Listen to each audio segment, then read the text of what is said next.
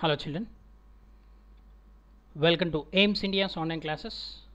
You are watching biology session, excretory products and their elimination. What is excretion, children? What is excretion? The process of elimination of nitrogenous wastes which are produced during metabolism from the animal's body is called excretion. Okay. What is osmoregulation? It is the process by which excess of water is removed from the body. Can you give example for osmoregulation? In freshwater animals like amoeba, paramecium, there is a contractile vacuole which eliminates the excess of water from the body. That process is called osmoregulation. Can you say which organ of our body acts as osmoregulatory in function? Yes, kidneys. Okay, kidneys acts as a excretory organs as well as osmoregulatory organs in our body. They maintain homeostasis. What is homeostasis? The process which keep the internal environment of the body constant. The process which keeps the internal environment of the body constant is called homeostasis. Okay. So what are the types of waste materials excreted by the animals? The waste products like especially nitrogenous wastes. What are they? Ammonia, urea, uric acid. So what is the excretory product in human beings? Urea. So if urea is excreted, we are called as a ureotelic. We are called as a ureotelic, and the phenomenon is called ureotelism. Okay. Which organ of our body helps in the excretion? Kidneys. What are the structural and functional units of kidney? Nephron. So this is the nephron is the structural and functional unit of a kidney, which helps in the process of excretion, isn't it? So we are studying the mechanism of formation of urine. In the mechanism of formation of urine, what is the first step? The first step of formation of urine is the filtration of blood, which is carried out by the glomerulus. This is the glomerulus. Okay. So that's why the filtrate which is formed is called as a glomerular filtrate. Okay. So human kidney can filter about 1100 to 1200 ml of urine. Okay. See, means 1100 to 1200 of ml of blood. Kidneys are the blood purifying organs. During the purification of the blood only, the nitrogenous waste materials which are present in the blood will be filtered. Okay. The filtration is also called ultrafiltration, which include selectively required substances which are to be filtered. For example, RBC, glucose, hormones. These are all useful substances. They are not filtered.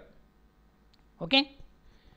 And that's why human kidneys filter about 1100 to 1200 ml of blood per minute, which constitute roughly 1/5 of the blood pumped out by each ventricle of a heart in a minute.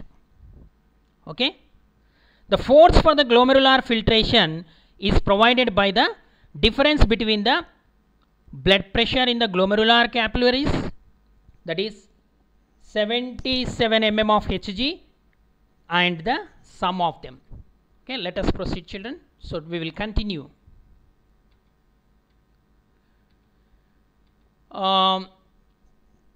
Apart from this filtration, urine formation we have discussed. Now accessory excretory organs, that is skin, lungs and liver. These three are called the accessory excretory organs. Accessory excretory organs means the organs which are involving in the excretion indirectly, or the part-time function of those organs is excretion. The main excretory organ is urinary system. Apart from this, some of the other organs and tissues like skin, lungs and liver function as accessory excretory organs. So excretory role of the skin. The skin is the largest organ in the body. It is called integument system. In aquatic animals, integument is more permeable to nitrogenous wastes than in terrestrial animals. Ammonia is mainly excreted out into the surrounding water by diffusion through the skin. Okay, aquatic animals example can you give? The examples like fishes. Okay, so they excrete ammonia, because for the excretion of ammonia large amount of water is required, whereas the terrestrial animals can prevent the loss of water through the skin, mainly in desert animals. The mammalian skin, if you come to the normal mammalian skin including human beings, it has two types of glands for secreting two types of fluids on its surface, that is sebum. The first one is sebum. It is an oily substance which is secreted from sebaceous glands, and the second one is sweat. The sweat is produced from the sweat glands.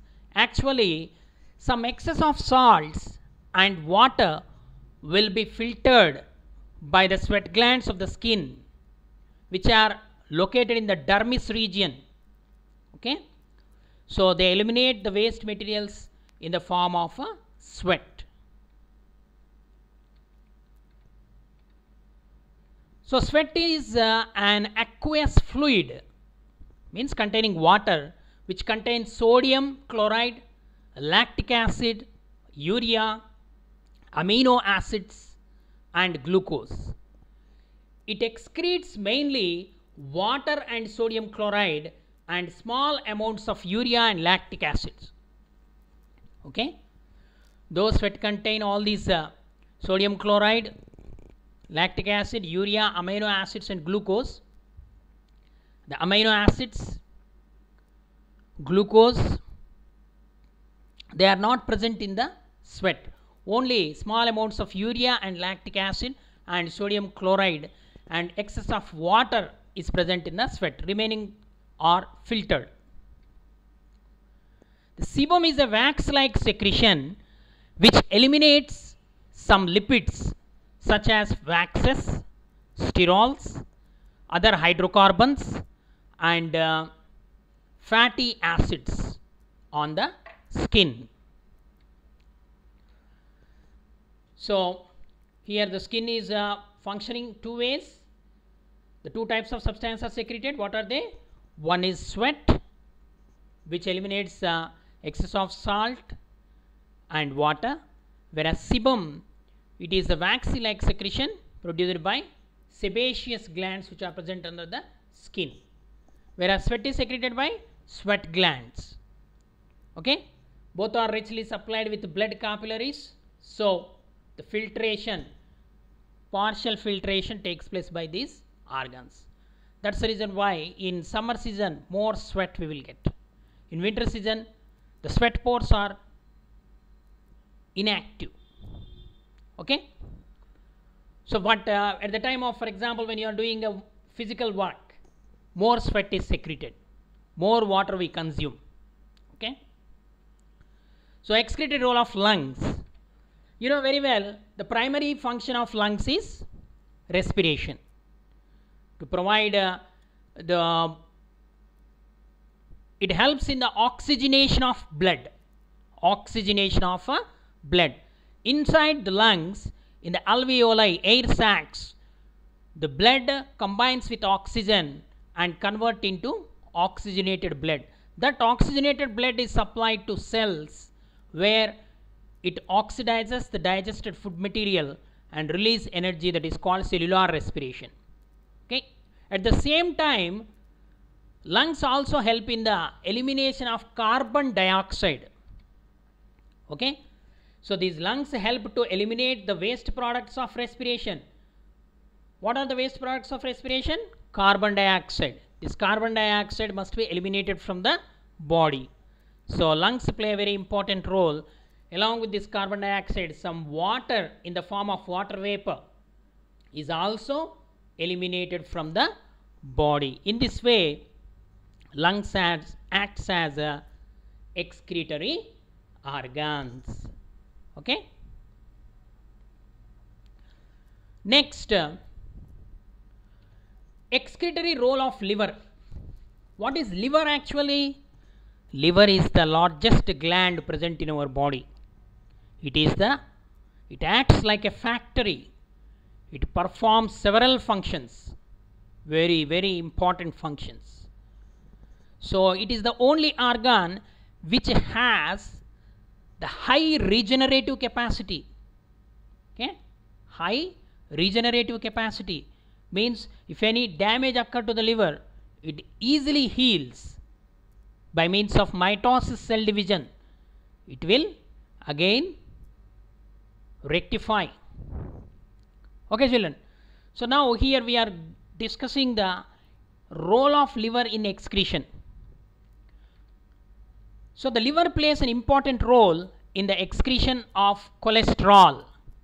Number 1. Number 2, bile pigments, inactivated products of steroid hormones, some vitamins and drugs. Okay. So these are all the waste materials. Means after usage, the waste products. The bile pigments are produced by the degeneration of hemoglobin. Actually, the dead RBC is there, no? So those RBC containing the hemoglobin are reaching the liver, and that hemoglobin is converted to bile pigments, bilirubin and bilirubinin, and some vitamins and drugs also. Whatever the drug means medicine we swallow, that will reach the liver first, because liver is the detoxifying organ of our body. Any drug or toxin enters into the body, immediately it is detected by the liver, and the liver function is detoxification, converting high toxic substance into low toxic substance.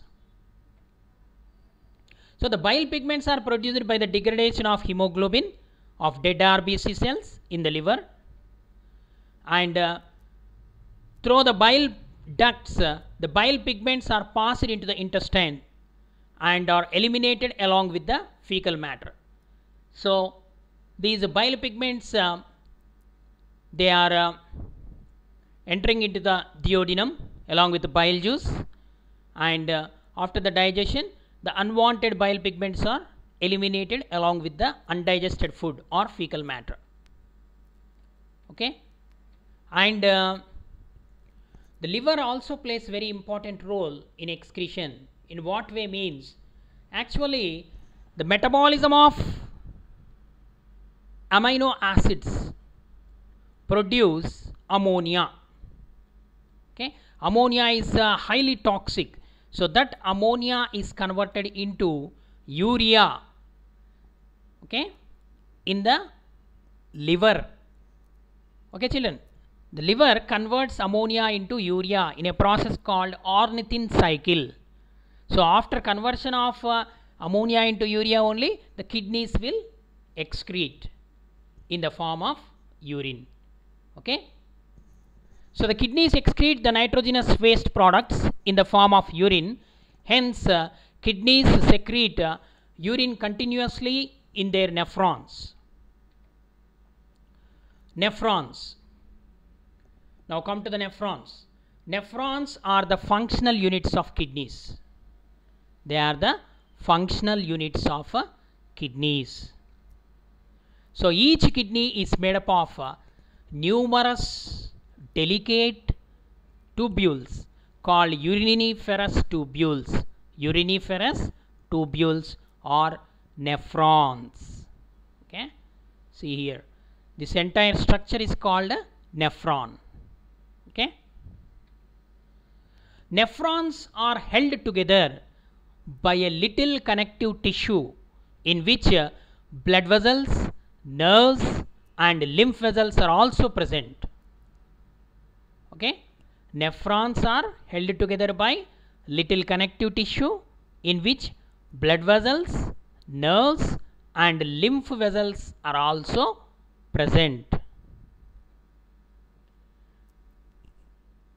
There are about 1.2 million nephrons in each kidney of human beings. Okay, how many nephrons are present? 1.2 million nephrons. Each kidney is made up of 1.2 million nephrons. Okay, these are the structures. The nephron structure, it is divided into the two parts.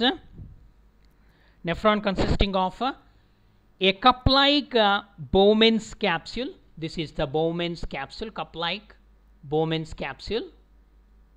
Okay, and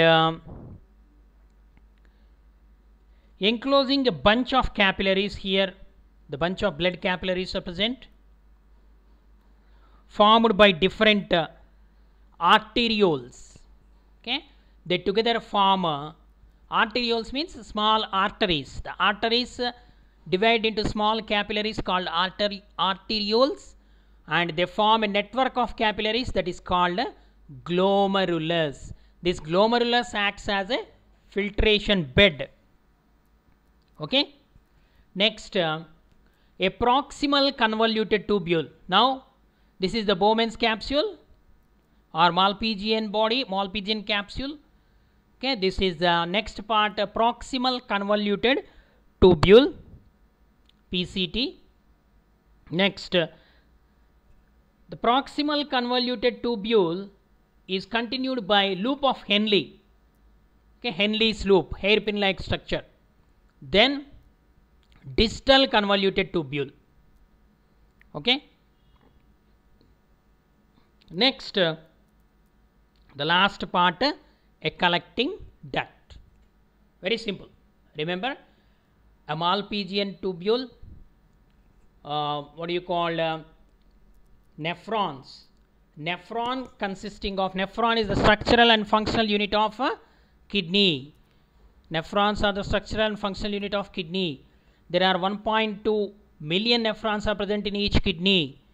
The nephron is made up of or consists of Bowman's capsule, glomerulus, proximal convoluted tubule, loop of Henle, distal convoluted tubule and collecting duct. So physiology of excretion begins in the nephron in human beings. So each nephron consisting of two parts. What are the two main parts? Malpighian body or renal capsule. Not only Bowman's capsule. Okay, the scientist who studied the Malpighian body or renal capsule. It has a cup-shaped depression called Bowman's capsule, into which tufts of capillaries, means group of capillaries, blood vessels, minute blood vessels, microscopic blood vessels. Okay, they form that microscopic blood vessels which are present in the Bowman's capsule is called glomerulus. It is called glomerulus. So how this glomerulus is formed means an afferent renal arteriole. This is the afferent. Afferent means incoming.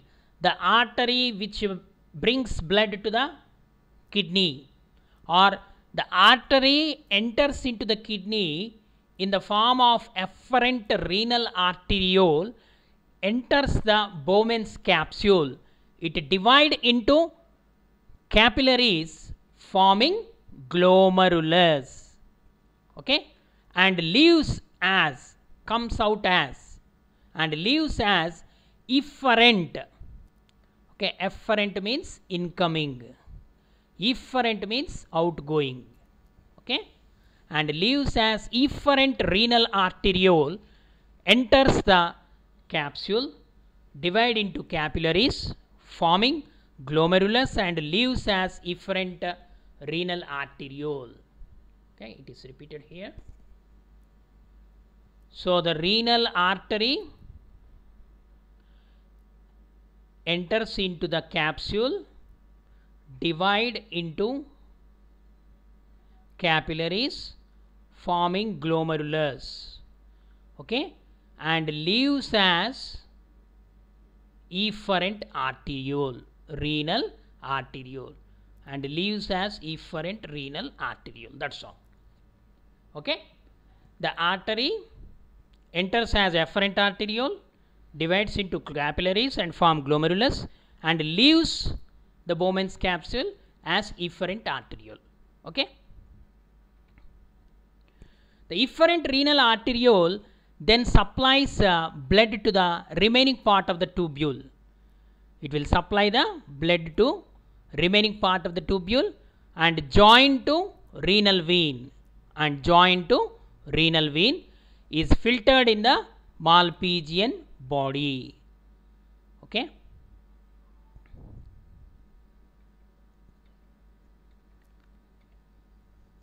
now the second part. The first part is over. Now the second part is secretory tubule. The first part is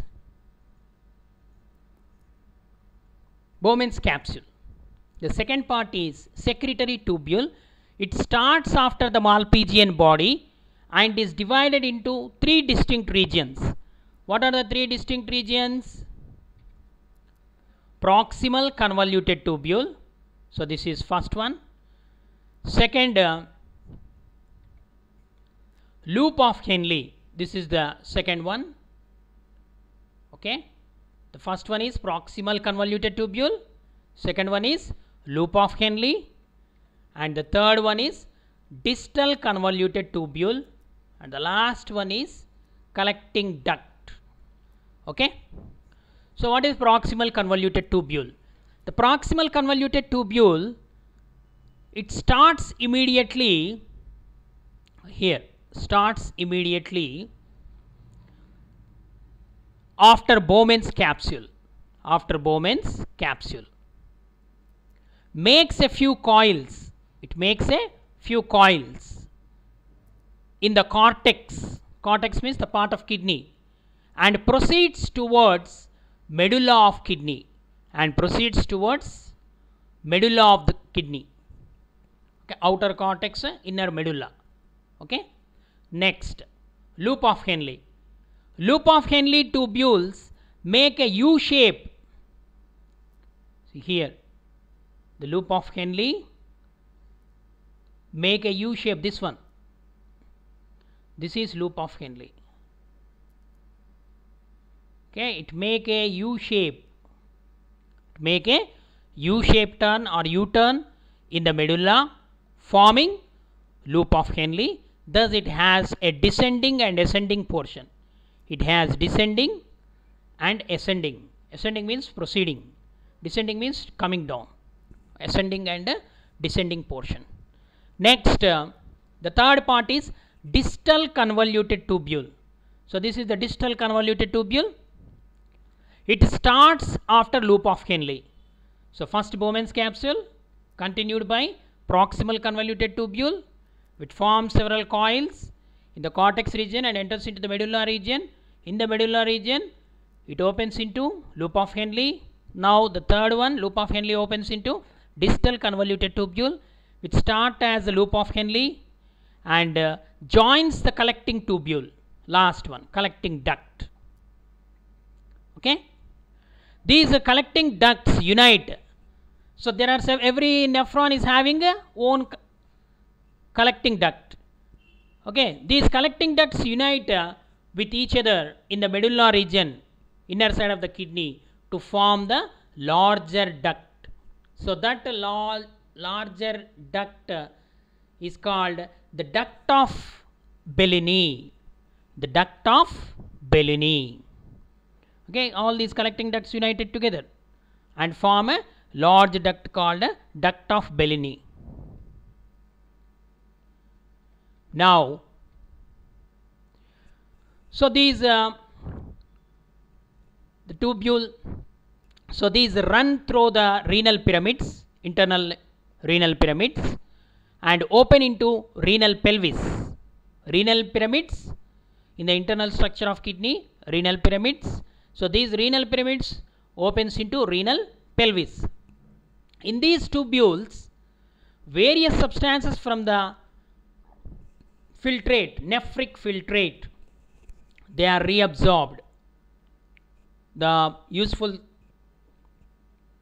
substances which are present in the filtrate are reabsorbed, and there is a rich supply of blood vessels to the kidneys, and it is estimated that total length of blood vessels in the kidneys of man is about 160 kilometers. Okay, that much, very big length. Okay, so a network of vessels paralleling the loop of Henle is known as vasa recta. See here. So everything, the filtration, everything is completed. So these are the blood vessels, the network of blood vessels paralleling. See, these are paralleling the loop of Henle. This is the loop of Henle, U shape. So they are called vasa recta. Vasa recta. Okay, children. Hope you understood. Thank you for watching our video. Please subscribe our channel and press the bell icon for receiving latest updates.